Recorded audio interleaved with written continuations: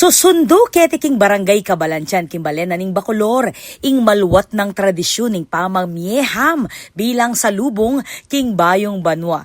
Meto nga ugaling inumpisa ning Mayango Bieng Apong Lolita Lolet Hizon lalam ning Ibaka Foundation. Ingamanwang foundation metong nya kareng corporate social responsibility o CSR ape kilala ning kumpanyang Pampangas Best. Kaybat ning pangayango bien ang Apong Lolet may putot ing tradisyon.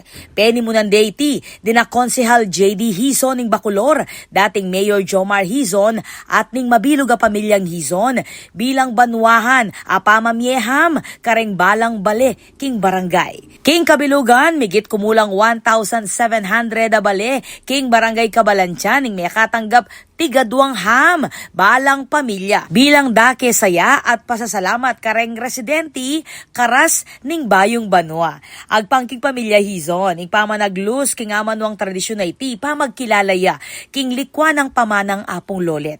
Meto nga simpleng paralan king pamagdake king biyaya o grasya at pamagpaulaga king komunidad amalwat ng pagsilbihan ning karelang pamilya. Para kareng taga Kabalansyan, ing banwahan na pamagdaking regalong iti mo pamamie pamangan king apag nune metong yang simbolo ning malasakit pamisasan metong at tradisyon me kalimbatawan king milabas sa panahon. Ako po, Patricia Mamangon para king News Force Pampanga. Balitang totoo, king Balen, susuyo.